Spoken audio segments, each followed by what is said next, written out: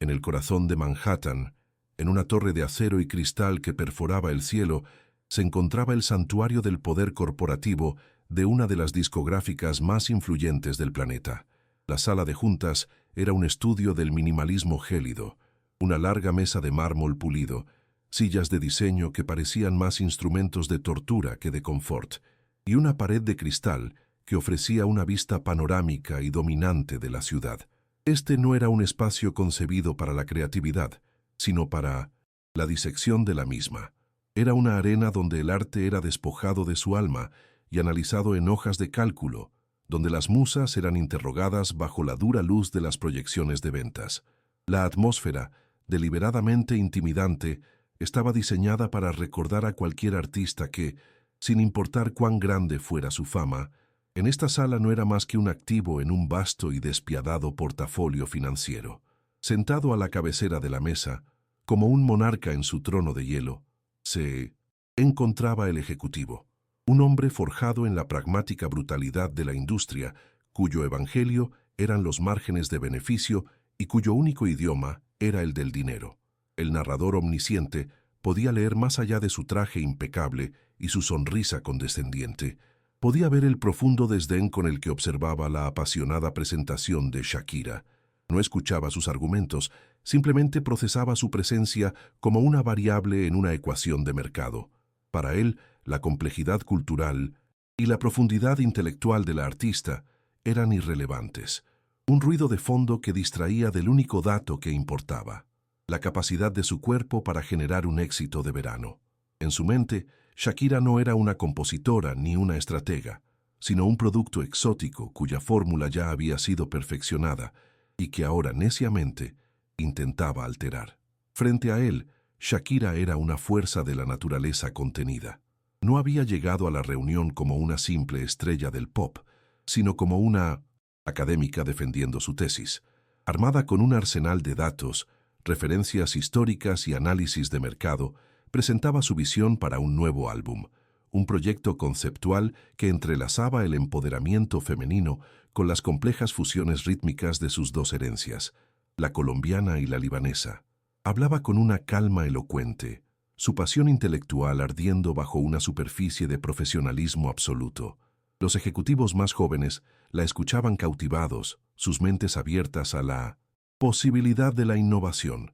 Pero Shakira, con la aguda percepción forjada en décadas de navegar por estas aguas infestadas de tiburones, sentía la impaciente y despectiva mirada del hombre al final de la mesa, y sabía que no estaba presentando su arte a un socio, sino a un carcelero.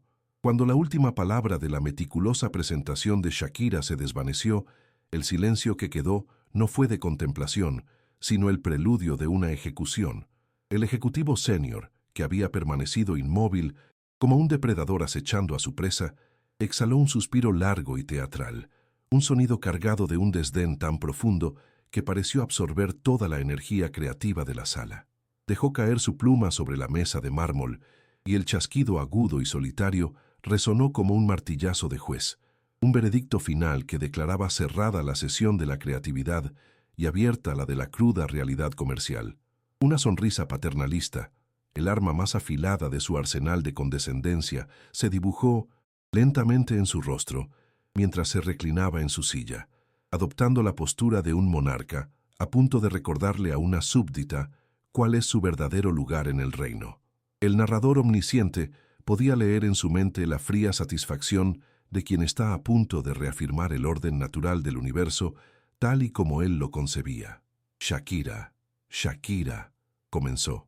Y la repetición de su nombre no fue un gesto de afecto, sino el preludio de una amonestación, el tono de un adulto a punto de corregir a Pincinto Sind, una niña soñadora.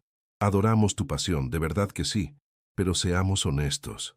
Hizo una pausa, permitiendo que la falsedad de sus palabras impregnara el ambiente. Nadie compra tus discos para recibir una lección de historia. Eres una bailarina con suerte, una entretenedora fantástica. Cada palabra era un dardo envenenado, una reducción sistemática de su genio a un golpe de fortuna. Tu trabajo es darnos otro Hips Don't Lie, algo simple, algo que la gente pueda bailar en verano sin tener que pensar. Y entonces asestó el golpe final, la quinta esencia de su misoginia y su xenofobia. Deja la composición seria para los compositores de verdad y concéntrate en lo que haces mejor, ser sexy y bailar. La ofensa no fue solo un insulto a su inteligencia, fue un intento de asesinato de su identidad artística, una orden brutal para que se despojara de su mente y se limitara a ser el cuerpo exótico que la industria había decidido que debía ser. El insulto no cayó al suelo, quedó suspendido en el aire de la sala, un veneno incoloro que contaminó la atmósfera esterilizada. La ira, esa reacción tan humana y esperada, no encontró lugar en el rostro de Shakira. En su lugar, una calma peligrosa, casi antinatural, descendió sobre ella como el ojo silencioso de un huracán. El fuego creativo en su mirada no se extinguió, se transmutó, se solidificó, convirtiéndose en el brillo frío y cortante del hielo. Su mirada barrió lentamente la mesa, deteniéndose una fracción de segundo en cada uno de los ejecutivos menores, un paneo silencioso que los hizo cómplices de su cobardía. Finalmente, sus ojos se posaron en el ejecutivo senior, y allí se quedaron, fijos, no con odio, sino con la desapasionada intensidad de una científica observando un espécimen cuyo comportamiento predecible acaba de ser confirmado. El silencio que llenó la sala no era vacío. Era una sustancia densa, un peso opresivo que aplastaba la arrogancia del hombre y la reemplazaba por una creciente e incómoda incertidumbre. Entonces, con la gracia fluida de una bailarina, pero con la determinación de una reina abandonando una corte indigna, Shakira se puso de pie. El movimiento no fue una retirada, fue una ascensión. Cada gesto que siguió fue económico y deliberado. Cerró su portátil con un suave clic que sonó como un portazo en el silencio. Apiló sus documentos con una precisión milimétrica.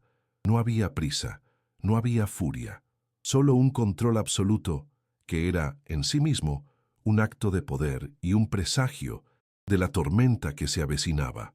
El narrador omnisciente podía leer su decisión forjada en ese instante.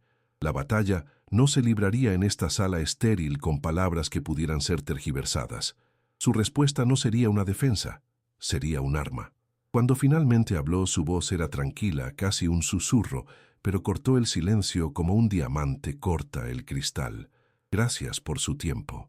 Y sin una segunda mirada, se dio la vuelta y caminó hacia la puerta, dejando a los ejecutivos congelados en un estado de shock, completamente ajenos a que acababan de presenciar no el final de una reunión, sino el nacimiento de un himno.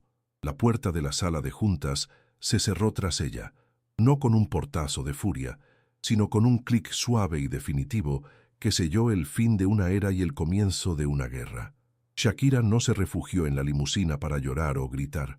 Se dirigió directamente al único lugar en la tierra donde la ofensa podía ser no solo procesada, sino alquimizada: el estudio de 1900 en grabación.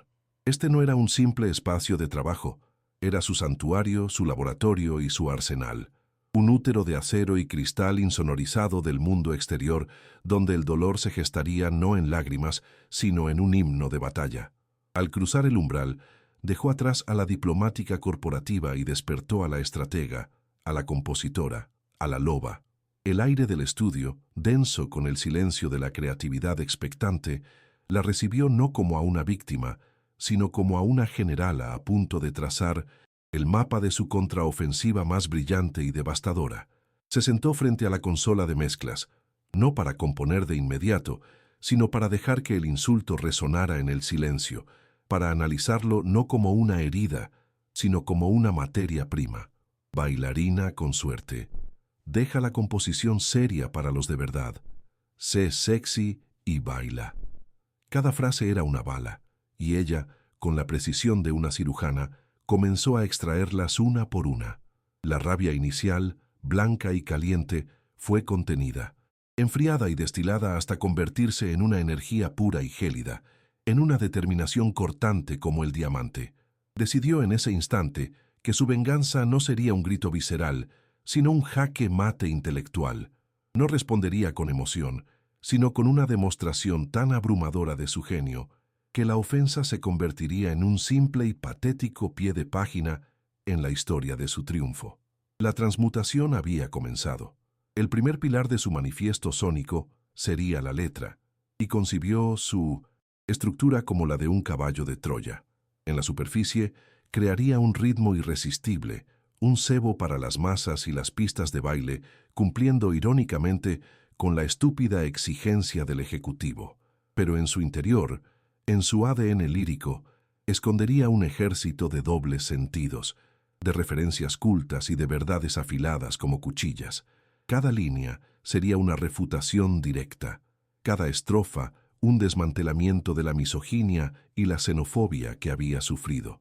La canción sería un laberinto, intelectual disfrazado de éxito de verano, un rompecabezas que millones bailarían sin saber que estaban celebrando la ejecución pública de un ignorante.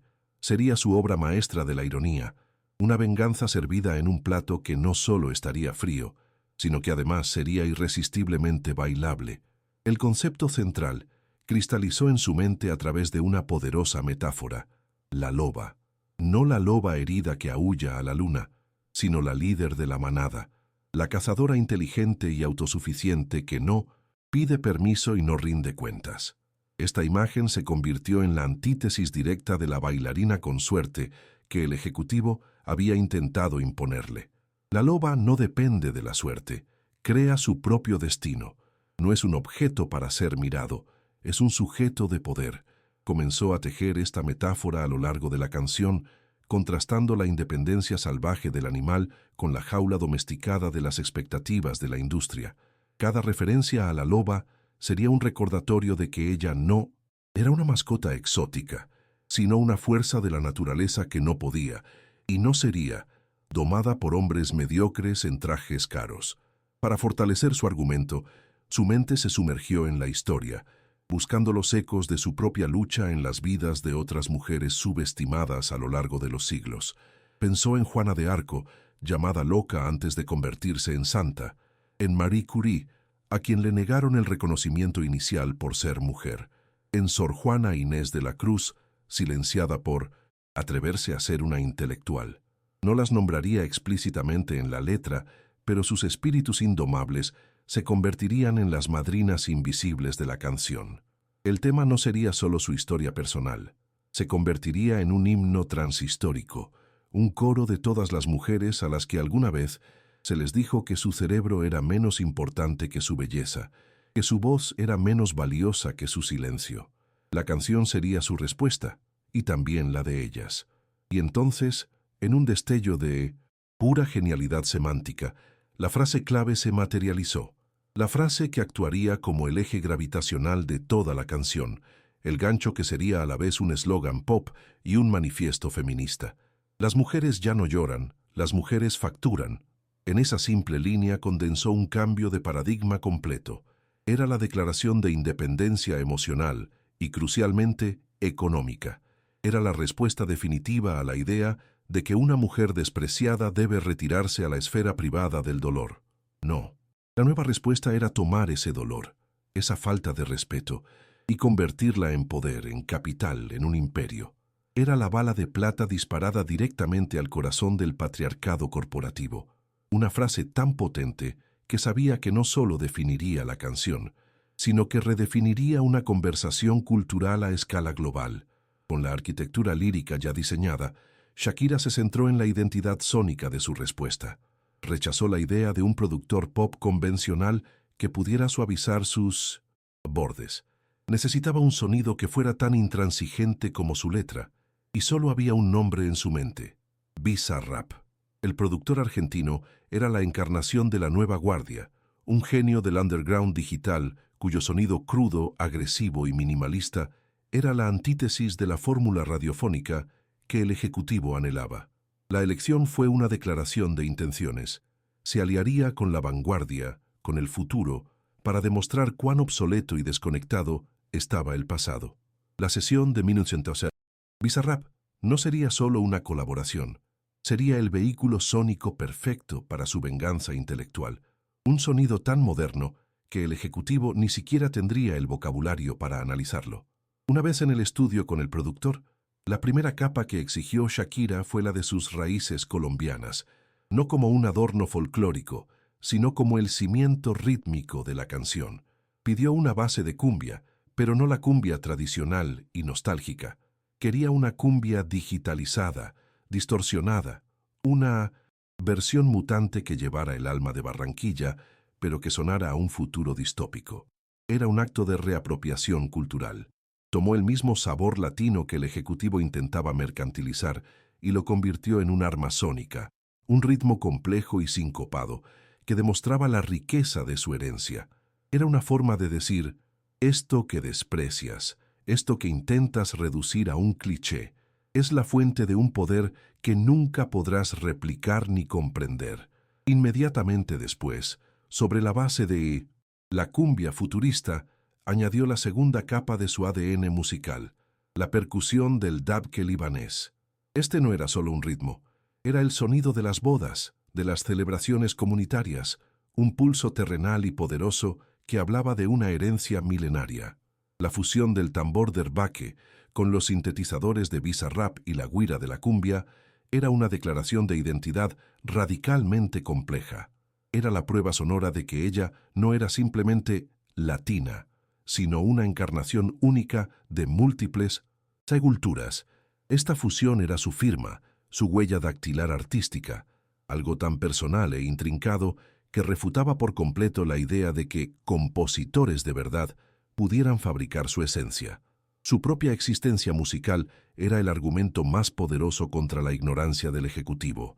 El resultado de esta fusión fue un choque sónico deliberado y brillante.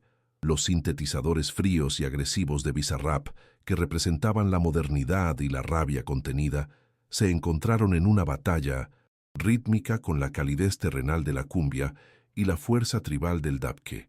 No era una mezcla armoniosa, sino una tensión constante, un sonido que era a la vez profundamente bailable y extrañamente inquietante. La producción musical se convirtió en una metáfora de su propia experiencia, la de una mujer de herencia compleja que navega por el mundo frío y sintético de la industria musical. La canción no solo sonaba única, sonaba a ella. Era la encapsulación de su genio como productora y arreglista, la prueba irrefutable de que su intelecto era la fuerza motriz detrás de cada beat y cada decisión sonora. Cuando llegó el momento de grabar las voces, Shakira adoptó una postura de control glacial. No había gritos ni lamentos en su interpretación. Su voz era precisa, cortante, casi quirúrgica. Cada palabra fue enunciada con una claridad helada, transformando las letras irónicas en sentencias judiciales. No cantaba como una víctima que comparte su dolor, sino como una jueza que dicta un veredicto inapelable. En los versos, su tono era casi conversacional, como si estuviera exponiendo hechos irrefutables en un tribunal.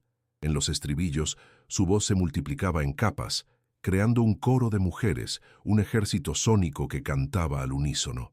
Su interpretación fue una clase magistral de contención, demostrando que el poder más abrumador no siempre es el que más grita, sino el que golpea con más precisión. El puente de la canción fue diseñado como el golpe de gracia intelectual. Aquí Shakira desató su destreza verbal. El ritmo se ralentizó momentáneamente, creando un espacio para que su letra se volviera más densa, más compleja, llena de juegos de palabras y referencias veladas. Aceleró su flow, casi rapeando, en una demostración de virtuosismo lírico que dejaba en ridículo la idea de que necesitaba a otros para escribir. Esta sección fue diseñada para ser la más difícil de traducir, la más rica en matices culturales, un mensaje codificado para aquellos que realmente entendían, y una barrera infranqueable para los ignorantes como el ejecutivo. Era el equivalente musical a defender una tesis doctoral en medio de una pista de baile, un acto de audacia intelectual que solidificaba la canción como una obra de arte multifacética. El proceso de mezcla fue una obsesión. Shakira supervisó cada detalle, trabajando codo a codo con los ingenieros durante horas interminables. No buscaba la perfección pulida del pop convencional, buscaba el impacto. El bombo tenía que sentirse no como un ritmo, sino como un puñetazo en el pecho. Las voces, especialmente en la frase «las mujeres facturan», Tenían que cortar a través de la mezcla como un bisturí, limpias y sin piedad. Los elementos folclóricos de la cumbia y el dabke fueron ecualizados para que no sonaran como muestras exóticas, sino como partes integrales y poderosas del tejido sónico. El producto final no era simplemente una canción, era un arma sónica meticulosamente calibrada, cada frecuencia y cada decibelio diseñados para maximizar el daño intelectual y el placer rítmico. Finalmente, llegó el momento de escuchar la mezcla maestra final. En la penumbra del estudio, con solo el brillo de la consola iluminando su rostro, Shakira cerró los ojos y presionó play. El sonido llenó la sala, no como una melodía, sino como una fuerza tangible. Y mientras escuchaba su propia creación, una sonrisa lenta y casi imperceptible se dibujó en sus labios. No era una sonrisa de alegría ni de alivio. Era la sonrisa fría y satisfecha de una estratega maestra que acaba de colocar la pieza final en un plan perfecto. Era la sonrisa de una artista que sabe que no acaba de terminar una canción, sino que acaba de encender la mecha de una revolución cultural. Sabía exactamente la tormenta que estaba a punto de desatar y estaba lista para bailar bajo la lluvia. La masterclass estaba completa, pero su presentación al mundo sería el acto final de su estrategia. Decidió lanzarla no a través de los canales tradicionales de la discográfica que la había insultado, sino como una music session, sorpresa con Bizarrap. Este método de distribución era, en sí mismo, un acto de desafío. Era crudo, directo, sin filtros, sin un video musical de alto presupuesto que pudiera distraer de la potencia del mensaje. Era una comunicación directa e ininterrumpida con su audiencia global, su verdadera fuente de poder. Al eludir la maquinaria de la industria, estaba demostrando que ya no la necesitaba. La lección estaba lista, no para ser enseñada en una sala de juntas, sino para ser gritada desde los tejados digitales del mundo entero. La loba estaba a punto de ser liberada. El lanzamiento no fue un estreno, fue una detonación nuclear. En el instante en que la Music Session Dauvi 53 apareció en el canal de YouTube de Bizarrap, sin previo aviso ni campaña de marketing, Internet se fracturó. El contador de visitas no avanzaba, saltaba en bloques de millones. La canción no se viralizó, se apoderó de la conciencia colectiva global como un virus informático imparable. En cuestión de minutos, se convirtió en el tema de conversación dominante en todas las plataformas, un tsunami digital que arrasó con cualquier otra noticia.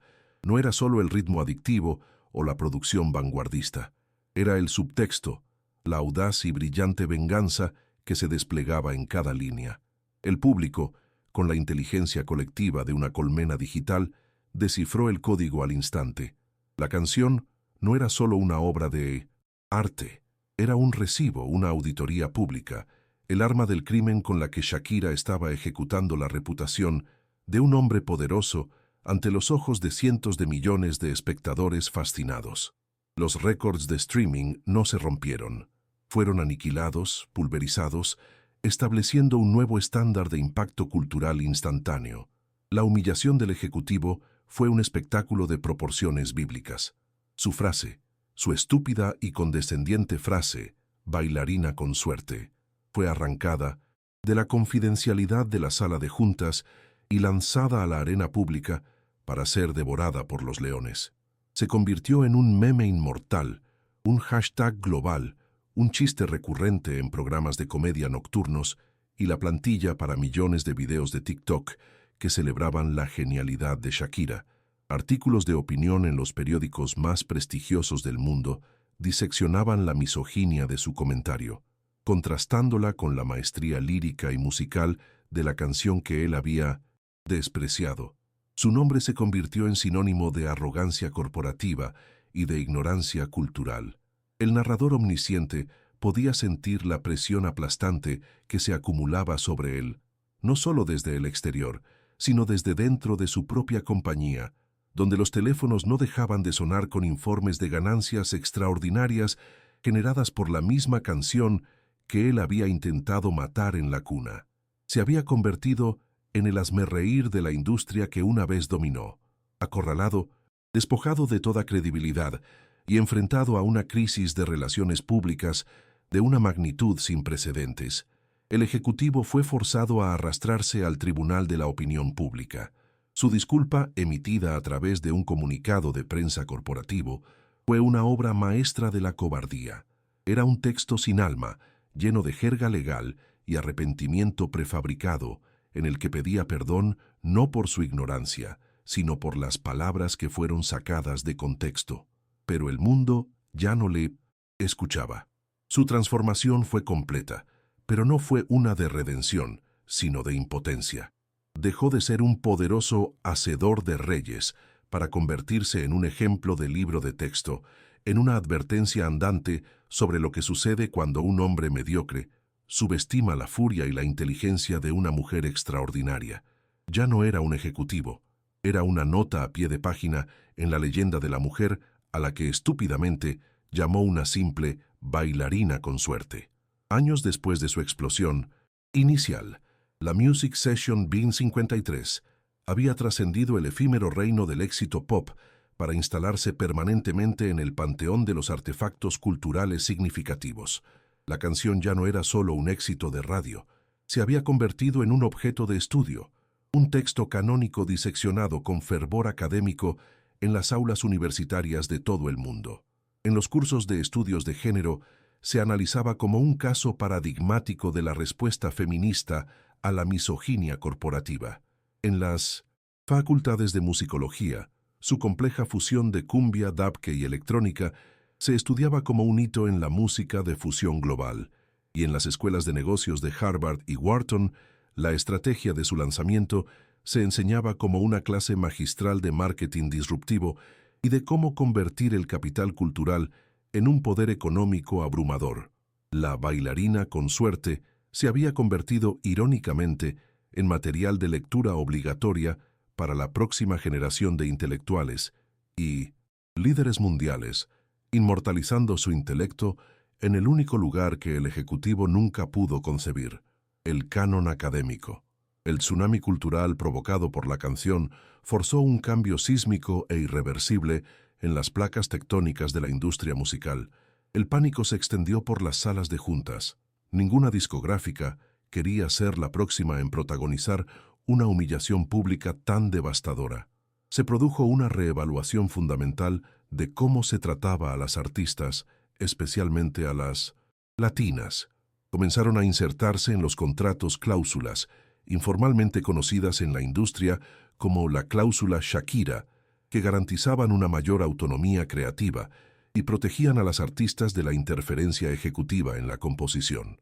Las discográficas, motivadas no por la moralidad sino por el miedo a la irrelevancia y a la pérdida de beneficios, empezaron a buscar activamente y a nutrir voces auténticas en lugar de intentar fabricarlas.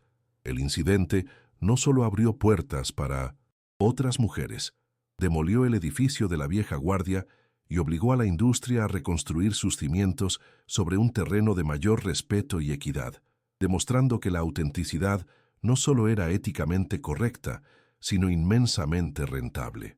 Fiel a su esencia, Shakira no se contentó con una victoria personal, la transformó en un vehículo para el empoderamiento colectivo.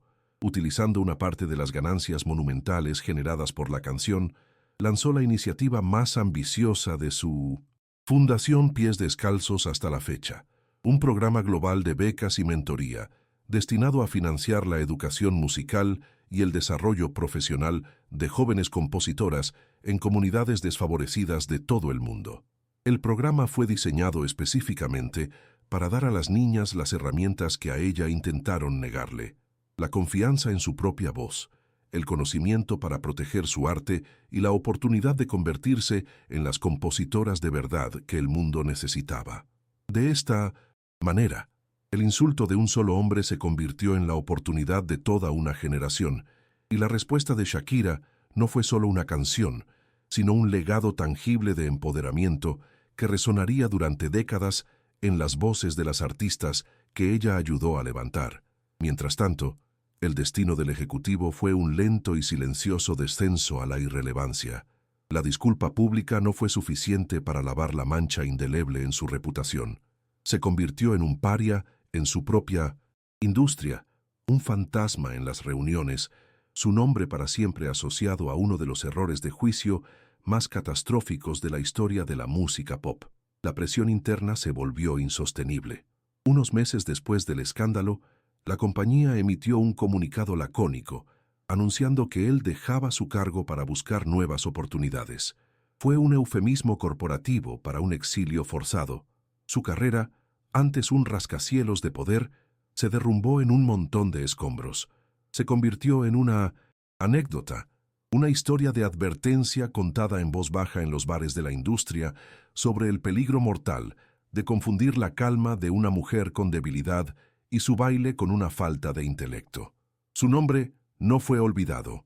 Fue inmortalizado como el villano en la historia del origen de un himno. El incidente cristalizó el legado de Shakira de una manera que ni décadas de éxitos habían logrado. El mundo siempre la había admirado como una artista talentosa, una superestrella global, una filántropa dedicada. Pero después de la Music Session Pu53, fue reevaluada bajo una nueva luz. El epíteto de bailarina fue permanentemente borrado y reemplazado por el de estratega. La gente comenzó a ver retrospectivamente toda su carrera no como una serie de éxitos afortunados, sino como una cadena de decisiones brillantes y calculadas de una mente maestra que siempre había estado varios pasos por delante de la industria. Se solidificó su imagen como una intelectual políglota, una productora meticulosa y una visionaria cultural que jugaba al ajedrez en 3 dimensiones, mientras sus oponentes jugaban a las damas. La ofensa del ejecutivo, irónicamente, le hizo el mayor favor de su carrera. Obligó al mundo a dejar de mirar sus caderas y empezar a prestar atención a su cerebro. Así la historia de cómo un insulto misógino en una fría sala de juntas se transformó en un imperio cultural y económico llegó a su conclusión. Shakira no solo había ganado la batalla, había redefinido las reglas de la guerra. Demostró que la forma más potente de arte a menudo nace de la transmutación del dolor en poder, de la herida en sabiduría. Convirtió la condescendencia en un himno, la falta de respeto en ingresos récord y un intento de silenciamiento en la banda sonora de una revolución global. Su respuesta no fue solo una canción, fue una lección para el mundo, una prueba irrefutable de que subestimar la mente de una mujer no es solo un error moral, sino el peor negocio que se puede hacer. La loba no solo había sobrevivido a la jaula, se había comido al cazador y había rediseñado el bosque a su imagen y semejanza. ¿Te ha gustado esta historia sobre la inteligencia femenina defendida con genialidad artística? Dale un like si crees que el talento es la mejor respuesta para la ignorancia. Suscríbete al canal si quieres conocer más historias que no verás en los noticieros, pero que merecen ser contadas. Y cuéntanos en los comentarios. ¿Alguna vez has tenido que transformar una ofensa en tu mayor motivación? ¿Cómo lo lograste?